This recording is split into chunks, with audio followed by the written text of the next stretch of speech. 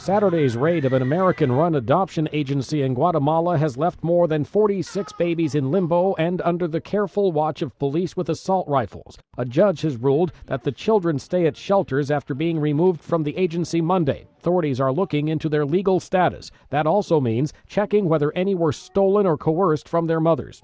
Meanwhile, the owners of the agency deny any wrongdoing, saying all the babies were properly surrendered for adoption. They issued this statement: "I do not know why the Guatemalan police decided to raid Casa Quivira and to malign our work and our staff. I do not understand why they fail to recognize or even mention that the statutes of Casa Quivira are duly recognized and approved by the government." So far, it's the largest of dozens of raids spreading through Guatemala, prompted by intense pressure from the U.S. The State Department no longer recommends Guatemalan adoptions because it says women there can be pressured to sell their babies. American parents have adopted more than 25,000 Guatemalan children since 1990. To put that in perspective, every 100th baby born in Guatemala grows up as an adopted child in America. Mike Gracia, The Associated Press.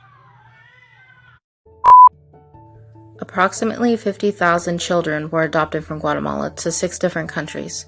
Unfortunately, we will never know how many of them were surrendered properly for adoption, wrongfully taken from their mothers and sold, or their mothers were coerced into giving their babies up for adoption. Guatemalan adoption was closed in 2008 due to the mass corruption. Aside from the news acknowledging the truth about Guatemala adoption, there hasn't been much, if anything at all, to follow up. And so the questions that remain are, what happened to these lost or stolen children, and where are they now? When I was growing up, I really didn't know that there was people adopted from Guatemala. I kind of thought I was the only one. I also learned that some of my paperwork just was not correct with some of the things that it listed. Even my birth mom's actual name wasn't correct. I found out my adoption agency was extremely corrupt, and they actually shut down in 2012, I believe. When I was 25 and I reconnected with my birth mother, now I have a reason to go back there, regularly. I found out that I was actually one of the babies who were victims in the Guatemalan baby trade.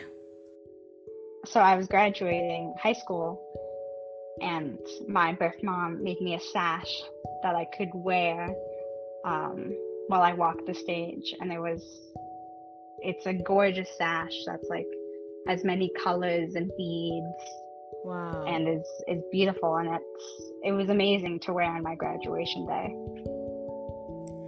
Not all Guatemalan adoptees were fraudulently given away, so our stories will differ and vary. There are stories with tragedy, beautiful, heartwarming stories, stories that are incomplete, stories where adoptees are in the midst of discovery, and so many more incredible adoptee journeys.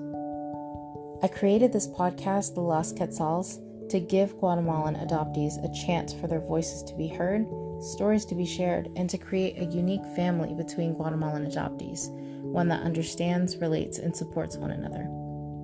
Please join me as I host and listen in to hear the beautiful collection of Guatemalan adoptee stories, learn about what Guatemalan adoption was, and dive into learning more about our beautiful culture.